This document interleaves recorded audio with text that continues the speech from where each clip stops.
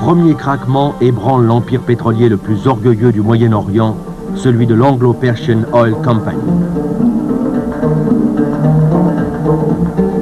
En Perse, Reza Khan, un officier de cosaques formé par les soviétiques, ulcéré de la faiblesse du dernier représentant de la dynastie Kadjar, marche sur Téhéran en 1921 à la tête de ses troupes et prend la direction du pays.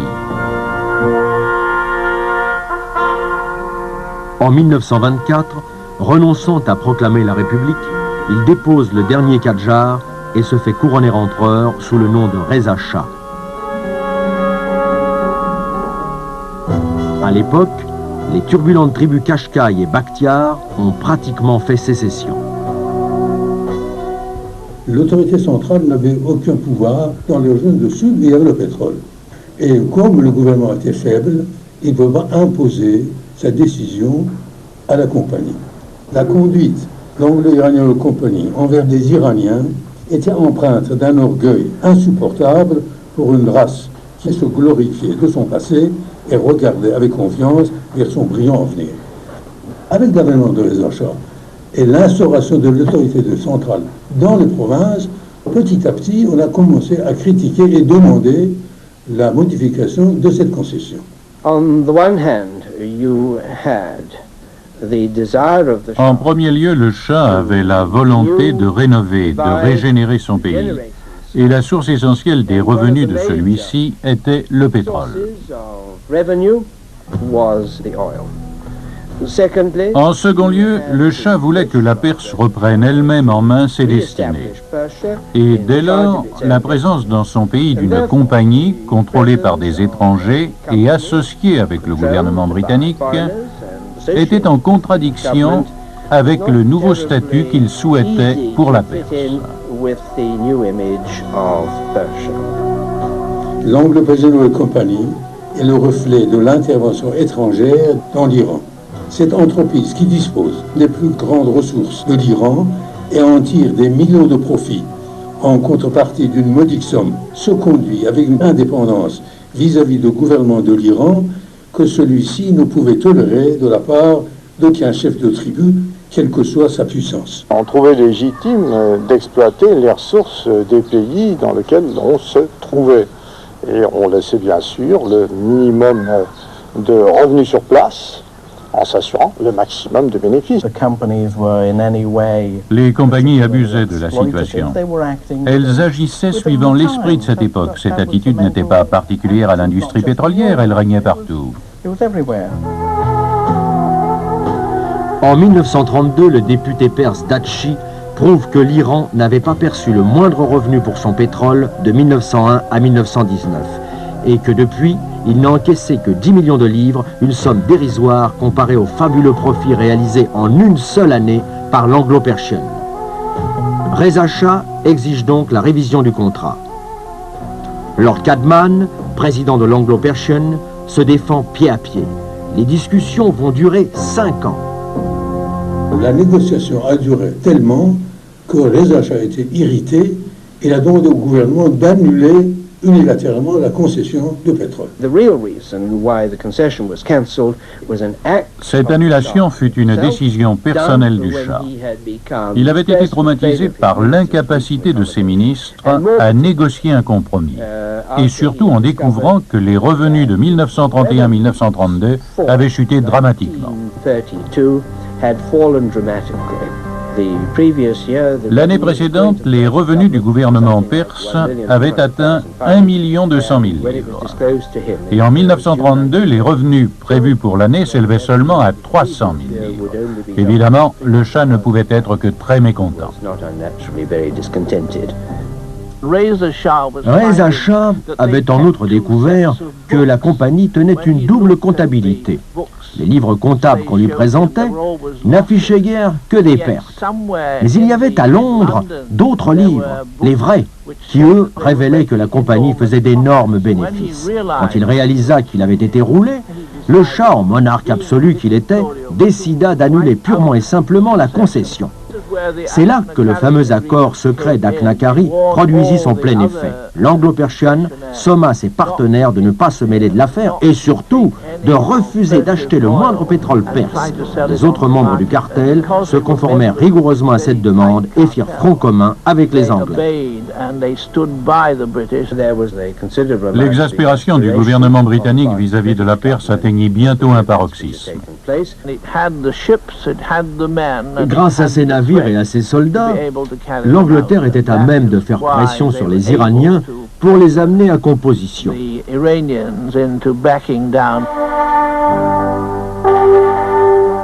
C'est de justesse qu'une intervention militaire sera évitée. Mais l'Anglo-Persian porte plainte devant la Société des Nations.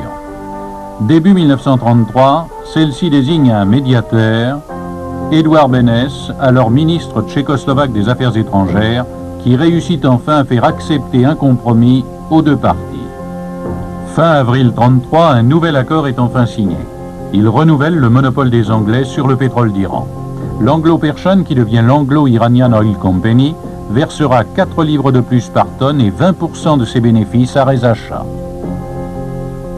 Mais le calcul était tel que vraiment c'était difficile pour le centre de l'Iran de contrôler le bénéfice exact et réel de la compagnie. Bref, Reza Shah s'est contenté et l'accord a été signé. Plus au sud, une autre erreur politique va coûter aux Anglais les champs de pétrole les plus riches du monde. En 1922, en Arabie, Abdulaziz Ibn Saoud, chef d'une tribu bédouine, se proclame sultan, conquiert l'ouest du pays et fait de Riyad sa capitale.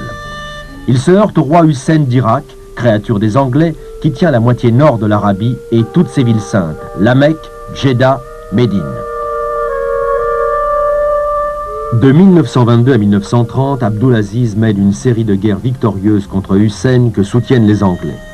Abdulaziz ne pardonnera jamais à ceux-ci d'avoir pris le parti de son ennemi. Avec l'aide du clergé musulman intégriste, il finit par écraser Hussein et se couronne lui-même roi d'Arabie. Mais d'aucuns s'intéressent déjà aux richesses du sous-sol arabe. La première concession octroyée en Arabie saoudite l'a été par le roi Abdulaziz à un major néo-zélandais, Holmes, qui travaillait pour le compte d'intérêts anglais. Ça concernait les gisements qui se sont révélés par la suite les principaux réservoirs pétroliers de la région. Et c'était un accord modeste qui prévoyait une redevance de 2000 livres or payables par an. Holmes cesse de payer au bout de 3 ans, après avoir en vain tenté de céder ses droits aux Américains. Il ne demandait que 30 000 livres pour sa concession, mais nul à l'époque n'était disposé à payer autant pour le pétrole d'Arabie Saoudite. Tant et si bien qu'en 1928, après 3 années d'annuités impayées, le roi Abdulaziz a annulé la concession. Holmes, en fait, avait obtenu une autre concession dans l'émirat de Bahreïn en 1925. Il la revend à la Gulf en 27. Mais la Gulf, qui a signé le fameux accord de la ligne rouge, est tenue de partager ses droits avec ses partenaires de l'Iraq Petroleum. Elle préfère les céder à la Standard Oil de Californie, libre, elle, de tout engagement. Bahreïn, à cette époque, était un protectorat administré par un fonctionnaire politique anglais. En conséquence, seul pouvait y acquérir une concession une compagnie enregistrée dans l'Empire britannique. La Standard Oil de Californie tourna la loi en fondant une filiale au Canada. Celui-ci faisait partie de l'Empire et en nommant à sa tête un sujet britannique. Ainsi, la branche canadienne de la Standard put acquérir cette fameuse concession de Bahreïn. En 1930, en Arabie, le géologue américain Twitchell reçoit mission de prospecter le sous-sol saoudien dédaigné par Holmes. Son rapport conclut à l'existence d'un énorme gisement pétrolier dans la région de Dharan.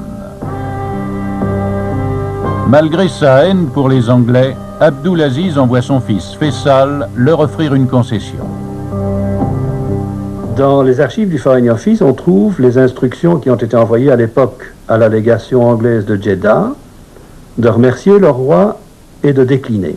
Le roi Faisal m'a dit lui-même qu'à son avis, ce refus n'était pas dû à la stupidité d'un fonctionnaire borné, mais une conséquence d'un accord de partage des marchés entre le Royaume-Uni et les États-Unis, formé par une ligne qui aurait été du nord de l'Irak au Qatar, laissant aux Anglais tout ce qui est à l'est, le Koweït, Bahreïn, aux Américains tout ce qui est à l'ouest, essentiellement l'Arabie saoudite. Devant le refus des Anglais de s'intéresser à la concession, le roi Abdulaziz, dont il offre 20% au géologue Twitchell qui a fait le rapport, et en lui demandant de la développer. Twitchell, qui est un technicien sans ambition, qui a envie de rentrer dans son pays, refuse. La Standard Oil de Californie, tout juste installée à Bahreïn, apprend la chose, embauche Twitchell à prix d'or et le renvoie à Riyad avec son directeur, Hamilton. Ils ont mission de négocier l'achat de la concession vacante. Il y avait alors en Arabie Saoudite un Anglais arabisant qui était devenu le conseiller du roi Ibn Saoud. Cet homme s'appelait Harry Philby. Ex-agent de l'intelligence service en Arabie pendant la guerre, Philby, qui parlait arabe couramment, s'était fixé à Jeddah comme concessionnaire des voitures Ford.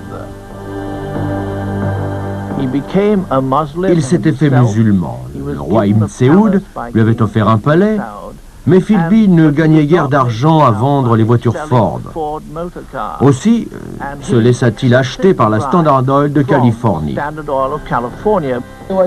Il n'a pas été soudoyé. Il a reçu des honoraires pour son entremise dans la négociation. Philby voulait que cette affaire fût fructueuse à la fois pour le roi et pour la compagnie qu'il avait accepté d'aider. Philby combine une série de rencontres entre Hamilton et Ali Sulaiman, ministre des Finances du roi Abdulaziz. Les Anglais se réveillent soudain, dépêchent un négociateur à la cour saoudienne. Philby ne tarda pas à découvrir que les Anglais ne voulaient la concession que pour empêcher les Américains de mettre la main dessus. Quand il s'en rendit compte, Philby favorisa les Américains, sachant que du moins ferait tout pour tirer du pétrole du sol. D'autant qu'Abdulaziz veut être payé en or. Les Anglais refusent. On est en pleine crise économique de 1929 et le Royaume-Uni a mis l'embargo sur l'or. Les Américains font savoir à Philby qu'ils sont prêts, eux, à satisfaire aux désirs du roi. L'argument est décisif. En 1933, Hamilton et Sulaiman signent le traité qui accorde la concession à la Standard Oil de Californie et que scelle un festin pantagruélique. Les termes du contrat sont plus durs que ceux consentis jadis à Holmes, mais dérisoires comparés aux profits fabuleux que les Américains tireront de leur gisement. Les 30 000 livres en pièces d'or exigées à la signature seront comptées au roi une à une. En outre, la Socal a promis de lui verser chaque année une avance de 5 000 livres or plus 15 000 à la première commercialisation du pétrole. À l'époque, les États-Unis ont eux aussi interdit toute sortie d'or. La légende veut que les pièces comptées à Abdulaziz aient été achetées en fraude en Angleterre par Hamilton. C'est un canard. C'est vrai que les États-Unis avaient suspendu la convertibilité du dollar en or. Mais une compagnie américaine, voire un particulier, pouvait en avoir et en user pour leurs affaires. À l'époque où la concession a été signée, le roi Abdulaziz n'était guère optimiste. Il aurait été bien plus heureux si nous lui avions foré des puits d'eau potable. Les premières recherches débutent en 1934.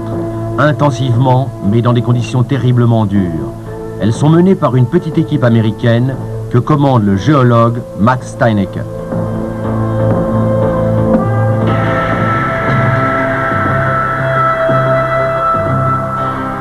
Mais en fin d'année, la Standard Oil de Californie doit céder la moitié de sa concession saoudienne à une autre compagnie avec laquelle elle est déjà associée pour l'exploitation de ses gisements à Bahreïn, la Texaco.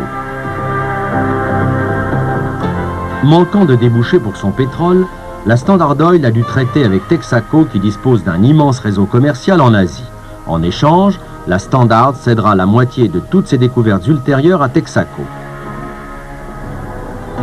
De cette association pour l'exploitation du pétrole saoudien naîtra en 1935 l'Arabian American Oil Company la toute-puissante et légendaire Aramco. Le gouvernement saoudien nous apportait tout son appui. Il était très anxieux de nous voir réussir à trouver du pétrole. Il n'existait ni carte du pays ni route. Il nous fallait tout créer. Il y a eu des tas de problèmes, dus surtout à des malentendus. Les Saoudiens nous contemplaient comme des magiciens qui allaient les rendre riches. Il est vrai que leur standard de vie était déplorablement bas. C'est nous qui leur procurions tout ce dont ils avaient besoin. Et nous devions tout importer de l'extérieur.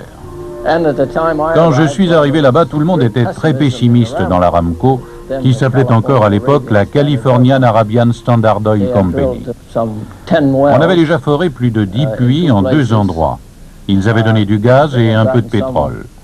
Et l'on était en train d'approfondir l'un des trous, histoire de voir si quelque chose allait enfin en sortir. L'avenir aurait été sacrément bouché si le puits numéro 7 ne s'était pas décidé à cracher du pétrole. Mais en mars 1938, il s'est mis à produire et ça a été un fameux puits. Peu après, nous avons localisé des gisements encore plus fabuleux que tout ce dont nous avions pu rêver auparavant.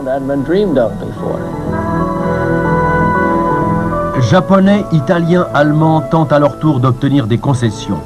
Mais l'Arabie est désormais la chasse gardée de l'Aramco. Alors que ces événements se déroulent en Arabie Saoudite, le Koweït, un minuscule émirat voisin, fait aussi son entrée dans l'histoire du pétrole. Des prospections effectuées dès 1920 ont éveillé les convoitises de la Gulf américaine et de l'anglo-iranienne britannique. Il y a eu de terribles rivalités pour les riches champs de pétrole du Koweït, ce bout de territoire coincé entre l'Irak et l'Arabie Saoudite. Les Américains et les Anglais se disputaient ces gisements, faisant pression les uns et les autres sur le cheikh du Koweït pour l'amener à leur signer un contrat. Cette fois encore, les Américains firent preuve d'astuce. Le Koweït étant un territoire sous mandat britannique, ils y envoyèrent un Anglais comme négociateur, le fameux Frank Holmes. Celui-ci brûlait de toucher la commission promise s'il enlevait le marché. De leur côté, les Britanniques avaient envoyé un Anglais absolument typique, Archie Chisholm, qui parlait, comme on dit en Angleterre, avec un accent du genre « la-di-da », mais qui savait admirablement mener une négociation. Il offrait de l'argent au cheikh du Koweït pour qu'il signe avec les Anglais. Et Frank Holmes en faisait autant pour qu'il signe avec les Américains. Et les prix grimpaient de plus en plus. Un dimanche, où tous deux se trouvaient à l'église locale et où Archie Chisholm était assourdi par la terrible voix de baryton de Holmes, la solution apparut à Chisholm alors qu'ils chantaient ensemble un psaume. « Pourquoi nous battre ?» demanda-t-il à Holmes. « Adoptons la solution du roi Salomon et partageons-nous le bébé. » Et il suggéra à Frank Holmes de partager la concession entre Anglais et Américains. D'un commun accord, ils rabattirent les prix qu'ils offraient et le cheikh fut forcé de se contenter d'un prix très inférieur. Voilà comment les concessions pétrolières furent exploitées conjointement par les Anglais et les Américains.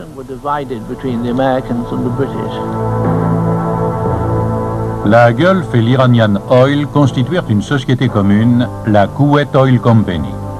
La première se chargea des forages. En 1936, le pétrole jaillit à Bara, mais se tarit très vite. Les Anglais qui s'étaient réservé la direction administrative s'obstinèrent à forer à Bara, alors que tout indiquait que la nappe de pétrole se situait à Bourgane. C'était voulu, il y avait alors trop de pétrole. Les Anglais voulaient éviter de concurrencer leurs puits d'Irak et d'Iran. Le Koweït resta donc improductif et sous-développé. La mauvaise volonté des Anglais déchaîne la fureur du cheikh Ahmad al-Jabir. En représailles, il laisse les agents nazis opérant au Moyen-Orient fomenter en 1937 des émeutes anti-britanniques, tandis que lui-même quitte sa capitale et se met à l'abri dans son palais de l'île de Failaka, au large de la côte. Les Anglais ont compris l'avertissement. Pour apaiser Ahmad al-Jabir et son peuple, la Kuwait Oil se décide enfin à forer dans la région de Bourgane, avec un succès immédiat et total. Elle découvre à 1000 mètres de profondeur un gisement d'une richesse inouïe. La guerre va suspendre sa mise en exploitation Le premier pétrolier ne quittera le Koweït qu'en 1948.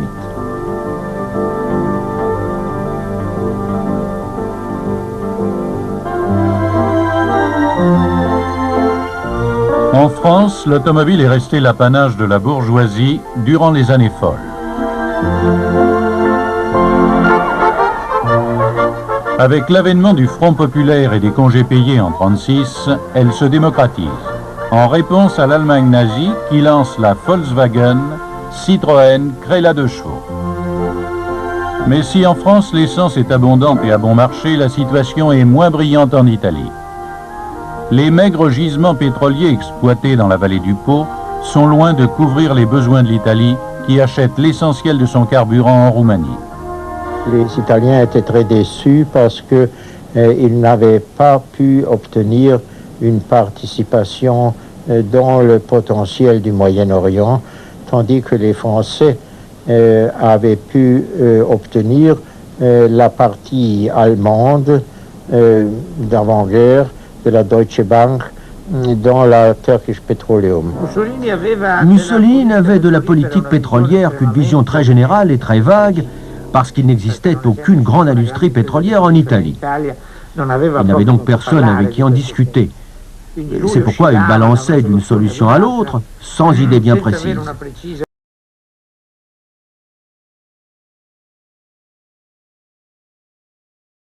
Privé pour lui procurer du pétrole et laissait la bride sur le cou aux spécialistes de la question. Au point qu'il était prêt à confier les recherches pétrolières en Italie à la compagnie américaine Sinclair. C'est une levée de bouclier des industriels italiens qui l'en empêche. Les Italiens, sous Mussolini, ont tâché d'imiter la France en établissant une compagnie de l'État, la Jeep. La Jeep fut créée en 1927 avec des statuts horriblement confus pour tenter de mettre tout le monde d'accord. La Jeep commença des recherches pétrolières en Italie avec des fonds d'État prélevés à l'origine sur le budget de l'agriculture. La Jeep travaillait pour l'État comme opérateur technique et ses frais étaient à charge de l'État. La Jeep, mis à part la recherche pétrolière en Italie, poursuivait 2 objectifs essentiels. D'abord, unifier toutes les petites et moyennes exploitations existantes pour constituer une industrie pétrolière d'une dimension valable. Et elle obtint là un succès notamment en matière de raffinage et de distribution. Son second but était d'acquérir une dimension internationale. Son premier champ d'action fut l'Europe orientale. Elle acquit des participations dans la Praova, la plus grande compagnie pétrolière roumaine, et dans d'autres sociétés. Après la crise de 1930, Mussolini créa l'IRI et ce fut un coup de génie qui contribua sérieusement à résoudre le problème pétrolier italien. Cet organisme était totalement étranger au fascisme, dirigé par des gens qui n'étaient pas fascistes et Mussolini le savait parfaitement. Le 3 octobre 1935, Mussolini, qui a fait de l'expansion coloniale l'un des piliers de sa politique, attaque l'Éthiopie. Pour avoir contenu jusque-là les visées d'Hitler sur l'Autriche, il se croit sûr de l'appui de la France et de l'Angleterre. Mais la Société des Nations vote des sanctions économiques contre l'Italie que menacent la France et l'Angleterre. Celle-ci aurait un moyen radical d'arrêter Mussolini, interdire le canal de Suez à ses transports de troupes. Elles ne le feront jamais. Quant aux Américains et aux Anglais, Mussolini les a neutralisés en leur promettant à chacun séparément et en secret le monopole du pétrole qui pourrait exister en Abyssinie. Le 5 mai 1936, l'Éthiopie est vaincue. Les sanctions ont été une vraie mascarade, une mesure très peu sérieuse, qui n'a jamais affecté le moins du monde la vie économique italienne. Les compagnies pétrolières étrangères ne les ont jamais appliquées. Elles possédaient en Italie, à cette époque, des réseaux de distribution de carburant qu'elles entendaient bien continuer à approvisionner. Jamais l'idée n'a effleuré personne que les pompes d'Esso ou de Shell puissent être à sec du fait des sanctions. D'autre part, le Mexique produisait déjà intensivement et c'était l'époque où on commençait à y parler de nationalisation. Jamais les Mexicains n'auraient accepté qu'on les empêche d'exporter du pétrole vers l'Italie sous prétexte de sanctions. Enfin, il y avait le pétrole roumain, si bien que le problème de l'approvisionnement en carburant ne s'est jamais posé. Par contre, et paradoxalement, la guerre d'Éthiopie a contrecarré le développement de l'industrie pétrolière italienne, et notamment ses projets axés vers le Moyen-Orient. L'Italie, grâce à des prises de participation compliquées, s'était assurée au temps du vieil empire ottoman des intérêts dans la part allemande des pétroles du Moyen-Orient. Ces intérêts auraient acquis une valeur énorme dès l'exploitation des gisements. Mussolini ne s'en rendit même pas compte.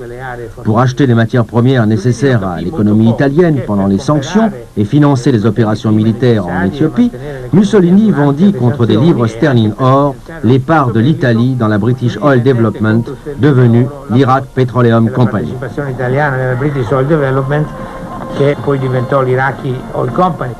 Le seul effet des sanctions sera de pousser Mussolini dans le camp d'Hitler. Elles n'ont même pas ralenti la coopération entre l'AGIP et les Américains. Des recherches ont été menées de 1936 à 1937 par des compagnies américaines qui expérimentaient pour la première fois les procédés sismiques. Les résultats furent positifs et révélèrent l'existence de structures justifiant des forages. On entama aussi des prospections dans l'Empire, en Libye et en Éthiopie, sans aucun résultat. Elles ne furent pas sérieuses. L'État italien ne prenait plus ses travaux à sa charge. La GIP devait les financer elle-même et ses possibilités financières étaient plus que réduites.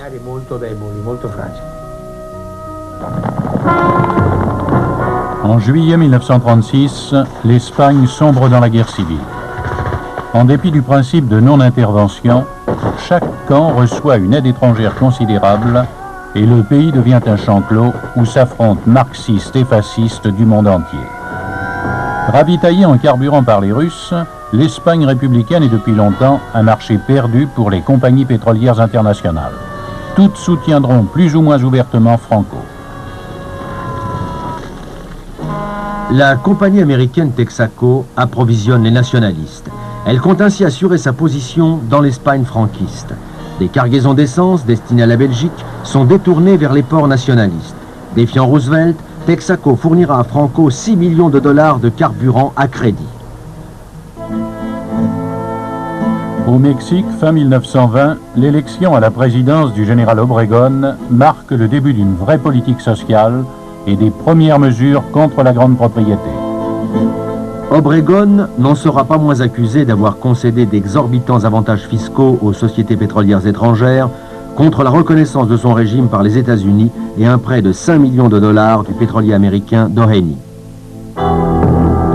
L'insécurité du travail continue à faire de nombreux morts dans les champs de pétrole.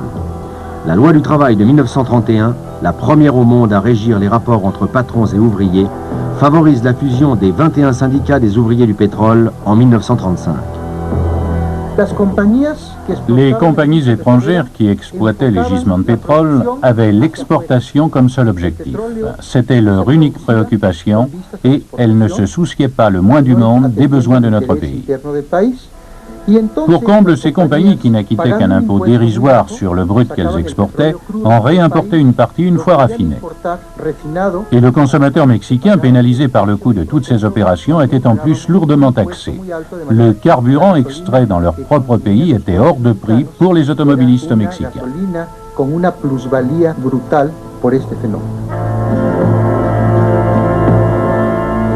Fin 1934, le général Cárdenas est élu président.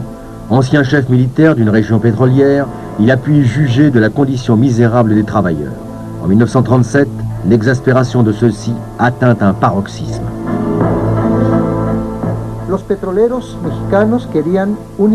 Les ouvriers mexicains du pétrole demandèrent une augmentation de salaire représentant un total de 26 400 000 pesos. À l'époque, le dollar valait 3 pesos 40 au Mexique. Les compagnies pétrolières prétendirent qu'elles étaient dans l'incapacité financière de satisfaire cette revendication. Les experts mexicains prouvèrent le contraire et l'affaire fut portée devant la Cour suprême de justice qui donna tort aux compagnies. Et comme celles-ci refusaient de se soumettre, les ouvriers du pétrole qui s'étaient organisés commencèrent à déclencher des grèves. D'abord des grèves locales dans tous les centres pétroliers du pays, puis le mouvement s'étendit et ce fut la grève générale.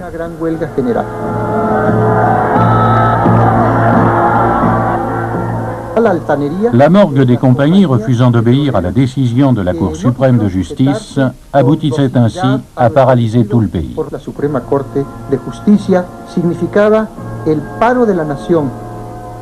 Autre aspect des choses, en bravant la sentence de la Cour, les compagnies lançaient un défi que le gouvernement se devait de relever.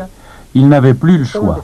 Ou bien il ripostait avec le seul moyen encore à sa disposition, la nationalisation, ou bien il avouait son impuissance.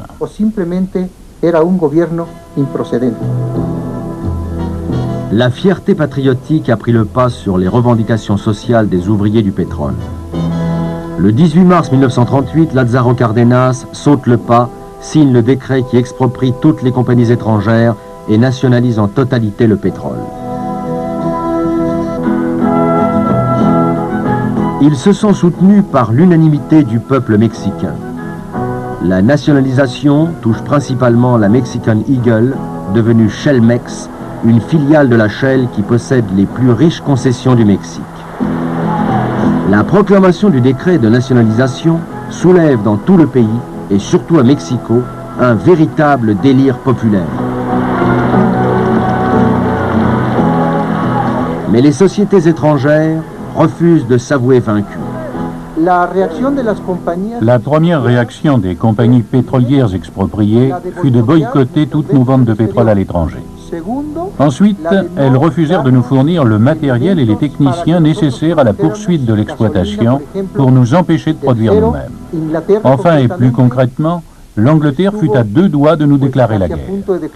Son ambassadeur, Sir Mel, envenima la situation autant qu'il le put, tant et si bien que le Mexique rompit toute relation diplomatique. Il y allait de l'honneur du pays. Certaines des compagnies dépossédées financent alors un putsch organisé contre Cárdenas par le général Saturno Cedillo que manipule l'intelligence service. Mais l'insurrection est rapidement écrasée par les troupes fédérales. Cárdenas a tout le pays derrière lui. Les entreprises américaines réclamèrent une intervention militaire de leur gouvernement contre nous. Mais Roosevelt et les États-Unis prirent notre parti contre leurs propres compagnies pétrolières. Quant aux Anglais, ils renoncèrent à attaquer le Mexique et confièrent la défense de leurs intérêts aux Américains. Ainsi, les sociétés pétrolières anglo-américaines échouèrent devant la détermination des gouvernements du Mexique et des États-Unis. La loi d'expropriation a prévu un système d'indemnisation des compagnies dépossédées échelonné sur 10 ans.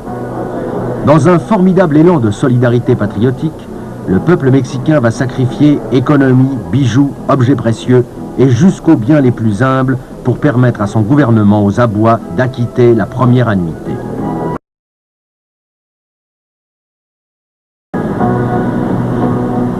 Jusqu'à la guerre, la situation pétrolière du Mexique restera critique. Le cartel des trusts pétroliers fondé en 1928 à Acnacari boycotte sa production. Une société d'État, la Pemex, a été chargée de l'exploitation du pétrole mexicain. Mais même vendu 5% au-dessous des cours, celui-ci ne trouve plus preneur. La production chute de moitié. En retirant ses fonds des banques mexicaines, le cartel accule le pays à la ruine. Ce sont les commandes massives de l'Allemagne, de l'Italie et du Japon qui permettront à la Pemex de survivre jusqu'à ce que la Seconde Guerre mondiale lui rouvre enfin le marché américain.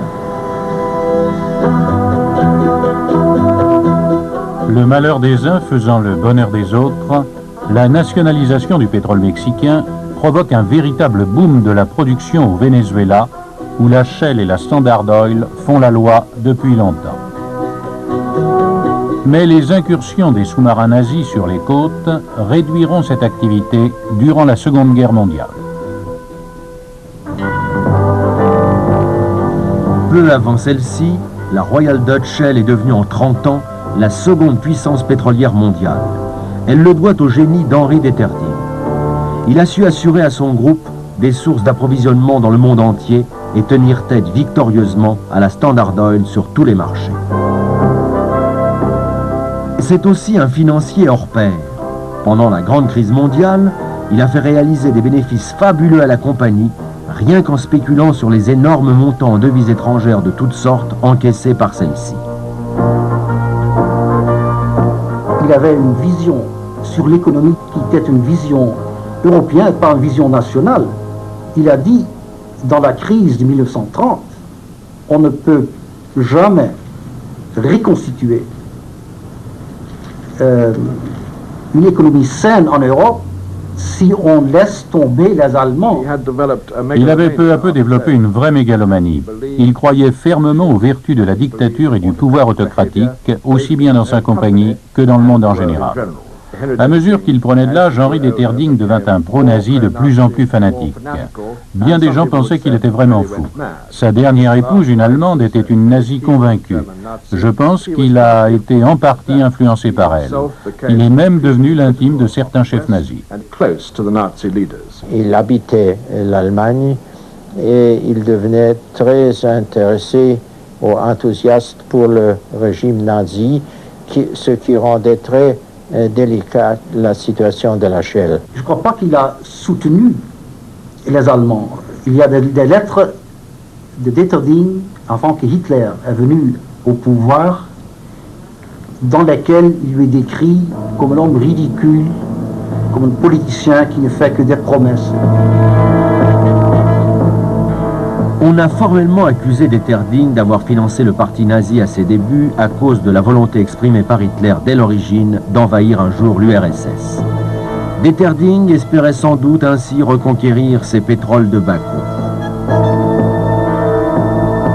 Il n'était pas très généreux et je crois que c'est une simplification d'une relation avec les nazis. En effet, les nazis n'avaient pas besoin de son argent. Toujours est-il que c'est avec un intense soulagement que les autres dirigeants de la Royal Dutch Shell le voient prendre sa retraite en 1936. Henri d'Etterding mourra 2 ans plus tard à Saint-Moritz. Bien que son testament n'exprime aucune volonté sur ce point, Charlotte Knaak, son épouse allemande, fera inhumer d'Etterding dans sa propriété de Mecklembourg en Allemagne, en présence de nombreux hauts dignitaires nazis. Hitler et Göring en verront de somptueuses couronnes.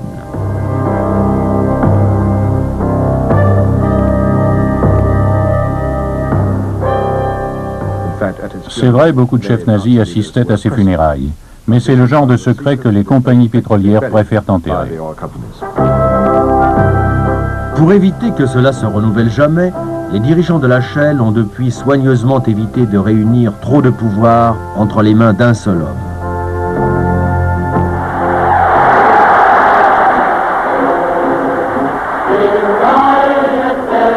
Dès l'arrivée d'Hitler au pouvoir en 1933, l'Allemagne réarme intensivement. Avec une tranquille impudence, le Troisième Reich prépare la guerre et se dote des chars et des avions de combat que lui interdit le traité de Versailles. Ces armadas d'engins blindés, de chasseurs, de bombardiers ont besoin d'énormes quantités de carburant que l'Allemagne ne produit pas sur son sol.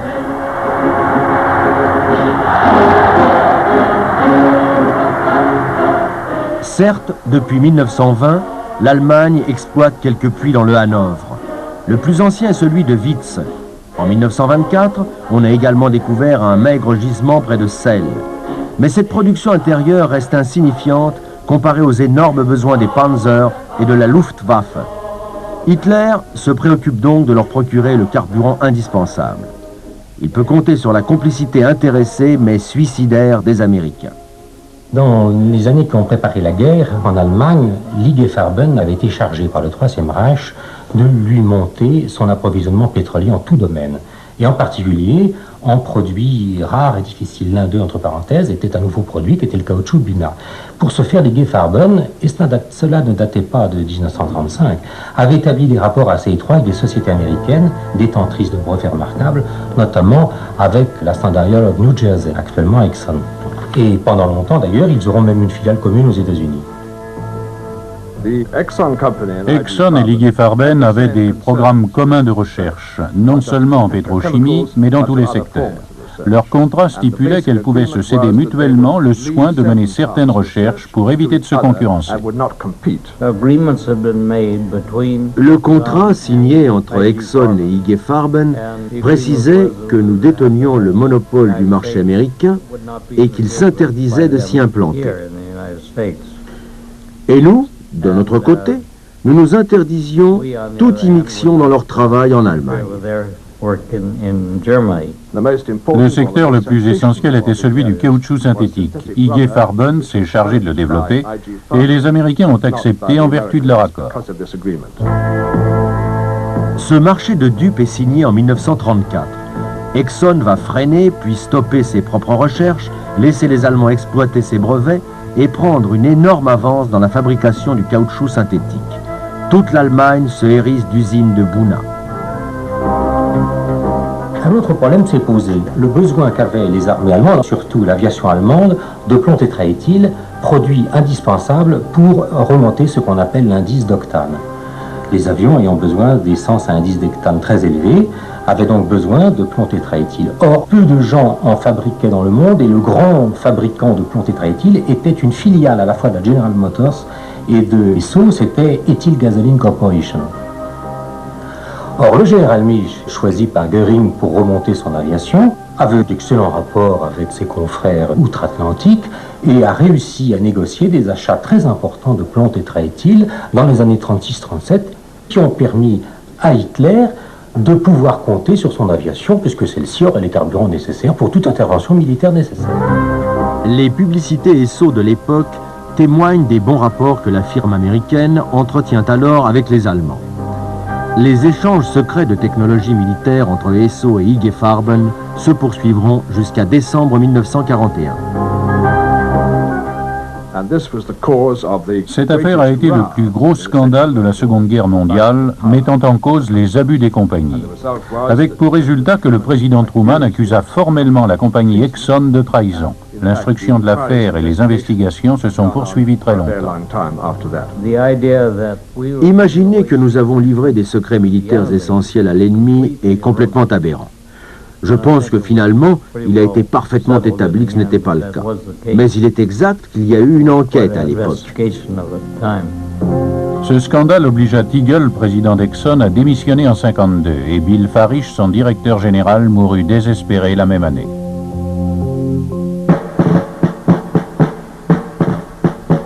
Le 1er septembre 1939, la Seconde Guerre mondiale éclate.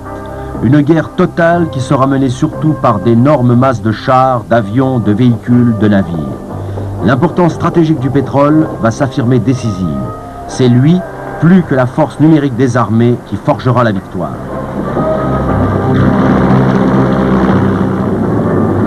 Au début, l'Allemagne dispose de tout le carburant nécessaire. Elle a constitué d'énormes stocks et la signature du pacte germano-soviétique le 23 août 1939 lui assure de fortes livraisons de pétrole russe.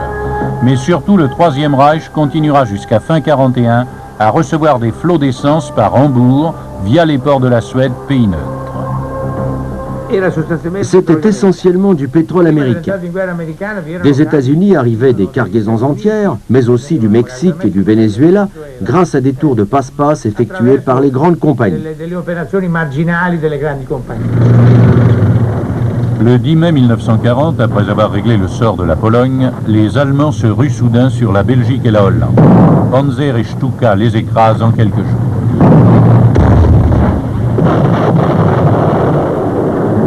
Largués sur la Hollande, les parachutistes du Reich s'emparent des ponts sur la Meuse et le Rhin intacts. Le 14 mai, une nuée de bombardiers pilonne sauvagement Rotterdam, qui est déjà le plus grand port pétrolier d'Europe. Une mer de feu noie la ville. Il y aura 1000 morts, 77 000 sans-abri. Toutes les installations pétrolières et 27 000 immeubles sont détruits. La Hollande capitule.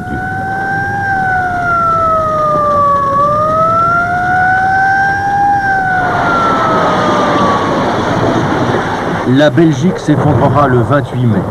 Mais dès le 13, les Panzers font sauter le verrou de Sedan, déferlent vers la Somme, puis la mer.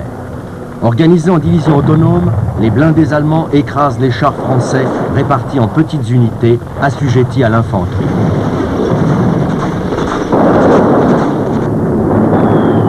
La Luftwaffe écrase méthodiquement sous ses bombes toutes les installations pétrolières françaises au nord de la Loire. Son premier objectif sera Port-Jérôme, la plus grande raffinerie d'Europe, pourtant filiale de la Standard Oil américaine.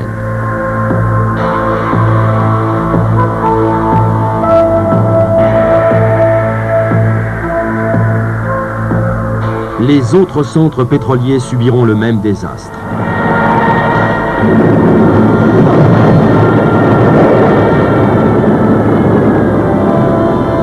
Les hostilités de 1940 ont failli coûter la vie à la Compagnie française des pétroles parce qu'il y a eu des bombardements. Ces usines de raffinage, surtout celle de Normandie, Gonfreville, a été détruite, incendiée, parce qu'on a brûlé en juin 40 tous les produits pétroliers. Il y a eu un nuage sur Paris qui a duré plusieurs jours et qui venait de là. Et enfin aussi parce que les Allemands se sont pas gênés pour démanteler certaines unités de distillation qu'on retrouvera éparses en Allemagne dans les années 45. Mais d'autre part, autre atteinte grave à la Compagnie française des pétroles, c'était la rupture de ses approvisionnements à partir du Moyen-Orient. Et parce que la France était occupée, la CFP se trouvait passible du Trade with Enemy Act, une législation britannique qui met sous séquestre les biens qui sont sous le contrôle ennemi. Et les Anglais n'ont pas hésité à considérer que la Compagnie française des pétroles était sous contrôle ennemi. L'armistice à peine signé, le gouvernement britannique saisit les parts de la Compagnie française des pétroles dans l'Iraq Petroleum Company, et aussi celle de Gulbenkian, réfugié à Vichy. Ainsi, l'Iraq Petroleum passe en totalité entre les mains des Britanniques et y restera jusqu'en 1948. Pour la CFP, c'était très grave, parce que justement, elle se trouvait prise au piège du fameux système de coopérative de production. Une coopérative de production, ça veut dire qu'on fait appel à vous à chaque fois qu'il y a un coup à faire. En avril 40, l'IPC avait pris la décision de doubler le fameux pipeline d'Irak. Par conséquent, la CFP devait faire des apports de fonds. N'ayant pas l'argent, elle avait souscrit un emprunt à une banque hollandaise en avril et avait viré par prudence cet emprunt dans des banques américaines. Le directeur général de la compagnie, René de Montaigu, a été envoyé par le gouvernement français aux États-Unis. Il est allé voir un directeur de la Mobile, qui était un grand ami de la France, en lui demandant « Cet argent qui est à nous, on le met à votre disposition, et voulez-vous, à chaque fois qu'il y a un appel de fonds d'IPC, pendant les hostilités, voulez-vous souscrire pour notre part ?» C'est ce qu'a fait très loyalement le monsieur Schitz en question, le directeur de Mobile. À l'automne 40, Hitler déclenche une série de raids terroristes contre l'Angleterre, restée seule face à l'Allemagne. Les stocks de carburant du Reich lui interdisent une guerre longue. Leur renouvellement sera de plus en plus aléatoire. Hitler doit au plus tôt venir à bout de l'Angleterre.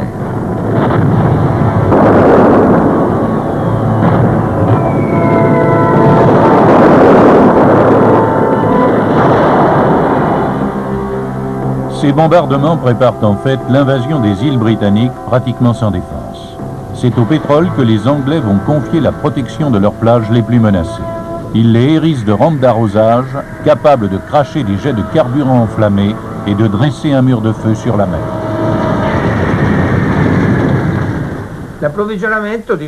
Le ravitaillement en pétrole est devenu de plus en plus difficile. Il en arrivait fort peu d'Amérique. Il venait surtout de la Roumanie, sur laquelle l'Italie possédait un certain contrôle. Mais la Roumanie était l'objet des convoitises des Allemands qui ont fini par accaparer son pétrole. Une petite part a pourtant continué à nous arriver par l'Allemagne via Hambourg.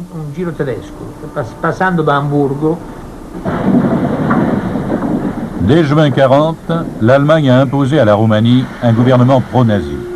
Le roi Carol cède le pouvoir au maréchal Antonescu. En novembre, la Roumanie s'allie aux forces de l'Axe et son pétrole passe sous le contrôle des Allemands qui mettent ses puits en coupe réglée.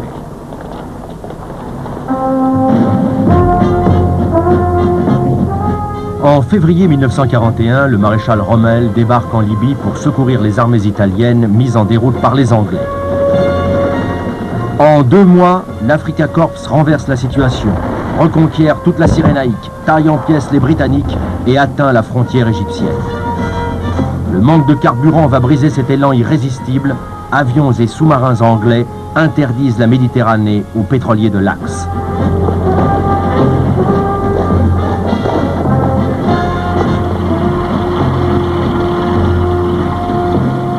Le 22 juin 1941, après avoir écrasé la Grèce et la Yougoslavie, les armées du Troisième Reich envahissent l'Union soviétique sur un front de plus de 1000 km.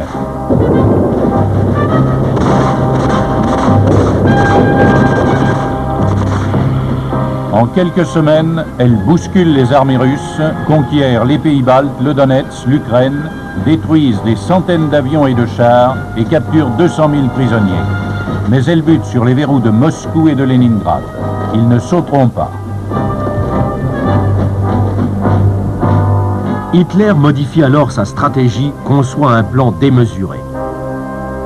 Une double attaque en tenaille. Les Indes tomberont comme un fruit mûr. En URSS, foncera vers la Crimée, franchira le Don, atteindra le Caucase et raflera les fabuleux champs de pétrole de Bakou. Dans le même temps, en Libye, Rommel, qui déjà a repris la Cyrénaïque et pénètre en Égypte, marchera sur le Caire, où doit éclater un soulèvement nationaliste, et s'emparera de Port Saïd, clé du canal de Suez et de la route des Indes. Ralliant les nations arabes, que le grand mufti de Jérusalem appelle déjà à la guerre sainte contre les Anglais, protecteurs des Juifs, Rommel remontera à travers la Syrie vichiste vers l'Irak en pleine révolte contre les Anglais. Au passage, la Wehrmacht occupera le fabuleux réservoir de pétrole de Mossoul. Protégés sur leurs arrières par la Turquie, neutre mais favorable à l'Axe, l'Afrika Korps et les armées du front Est feront leur jonction en Iran. Là, Reza Shah et 3000 agents nazis les attendent, prêts à s'emparer par surprise des gisements de l'anglo-iranienne. Groupés, les deux armées marcheront enfin sur l'Inde. Les Japonais, qui en décembre vont déferler sur le Pacifique et l'Est asiatique, prendront celle-ci à revers et y feront leur jonction avec la Wehrmacht. La moitié du monde sera dominée par les forces de l'Axe. La perte de tout son pétrole d'Irak, d'Iran, de Birmanie mettra l'Angleterre à genoux. Coupée de toutes ses voies de ravitaillement par le sud, privée de ses gisements de Bakou, l'URSS s'écroulera elle aussi. Ce plan grandiose sera à deux doigts de réussir. Au printemps 42, Rommel n'est plus qu'à 100 km du Caire. Sur le front de l'Est, la Wehrmacht, que rien ne semble plus pouvoir arrêter, est à 150 km de la Caspienne. Un double miracle va sauver le monde libre. À El Alamein, Montgomery brise net l'élan de l'Afrika Korps, puis le refoule à court de carburant. À Stalingrad, l'héroïque résistance de l'armée rouge cloue sur la Volga la ruée allemande. Encerclée, repoussée, la Wehrmacht recule, elle ne s'arrêtera plus. C'est à un génial maître espion, le docteur Fritz Groba, qu'Hitler a confié la préparation de son plan dans les pays arabes dès avant la guerre. J'ai jadis rencontré le docteur Groba au Moyen-Orient. Il était le chef des agents secrets nazis qui y opéraient. Lui-même était un expert des questions pétrolières. Il avait parfaitement réalisé que si l'Allemagne entrait en guerre contre les Anglais, le plus sûr moyen de frapper ceux-ci au cœur était de les priver de leur source d'approvisionnement en pétrole au Moyen-Orient. Aussi, dès avant la guerre, il sillonnait les pays orientaux où il excitait le nationalisme arabe contre l'Angleterre. Il s'était fait un allié fidèle du mufti de Jérusalem, qui était l'ennemi mortel des Anglais et des Français. Il lui avait promis que les nazis chasseraient ceux-ci du Moyen-Orient si lui-même se rangeait du côté allemand. Le grand mufti se rallie à Hitler. Chassé de Palestine, il se réfugie en Allemagne où il crée une unité de SS musulmans recrutés dans les Balkans. Il proclame la guerre sainte contre les Anglais et les Juifs. Pendant ce temps, Groba fomente des émeutes anti-anglaises au Koweït et des mutineries dans les troupes indigènes de Jordanie. Il s'avéra particulièrement redoutable en Irak, où il persuada le leader nationaliste Rachid Ali de s'allier avec les Allemands. Rachid Ali leur promit des bases sitôt qu'ils entameraient leur offensive vers l'Orient.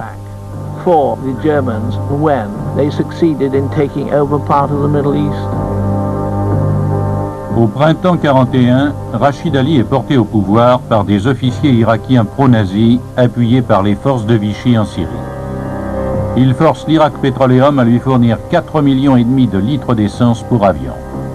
Rachid Ali les destine aux forces aéroportées allemandes, dont Groba lui a promis l'arrivée pour le 10 mai. Avec leur appui, il chassera les Anglais.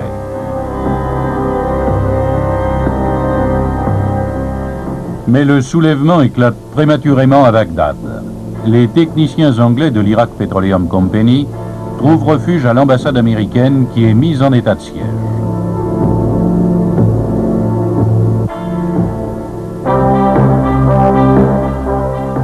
Une brigade de l'armée des Indes débarque à Bassora. Elle a mission de sauver les gisements pétroliers que les Irakiens ont occupés. Pour stopper la marche des troupes anglaises sur Bagdad, Rachid Ali recourt à une ruse odieuse. Il a dit à l'ambassadeur britannique « Je ne veux pas que les femmes et les enfants anglais soient pris dans la bagarre. Je ne veux pas de mort. Je vous suggère de mettre femmes et enfants à l'abri à Abaniya. Ils y seront en sécurité. » Abaniya, c'était un terrain de la Royal Air Force situé à environ 90 km de Bagdad. Sitôt que les femmes et les enfants y furent arrivés, l'armée irakienne cerna le camp et Rachid annonça « À présent, ou bien vous acceptez mes conditions, ou je fais massacrer femmes et enfants. » Mais les assiégés se retranchent, refusent toute reddition et organisent la résistance avec l'appui de soldats circassiens chrétiens. L'artillerie irakienne commença à les bombarder.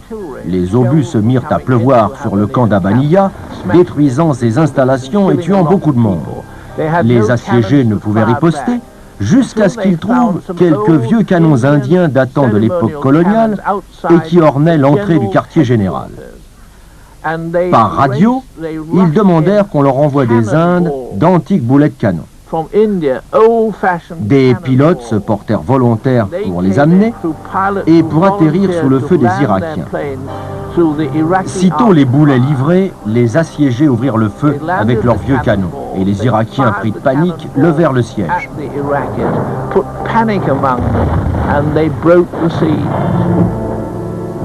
Rachid Ali appelle Groba au secours. Le 14 mai 41, au milieu de la liesse populaire, celui-ci atterrit à Bagdad à la tête d'une escadrille allemande. Ils arrivèrent via Beyrouth et Damas, où les troupes françaises du gouvernement de Vichy avaient mis des bases à leur disposition. Ils se posèrent sur l'aérodrome de Bagdad, mais du fait de la résistance des assiégés de Abaniya, la situation se dégradait rapidement. Ils redécollèrent presque aussitôt et regagnèrent l'Allemagne.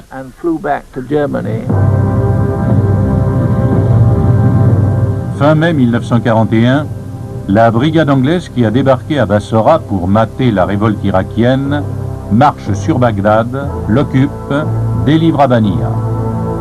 Les installations de l'Irak Petroleum sont intactes. Rachid Ali comptait les nationaliser. La production y reprend aussitôt. Quant au leader nationaliste, il s'est enfui en Iran. Le 8 juin 1941, l'invasion puis l'occupation de la Syrie par des troupes anglaises, appuyées d'éléments gaullistes, sanctionnera durement l'aide apportée aux avions allemands du docteur Groba par les tenants du gouvernement de Vichy.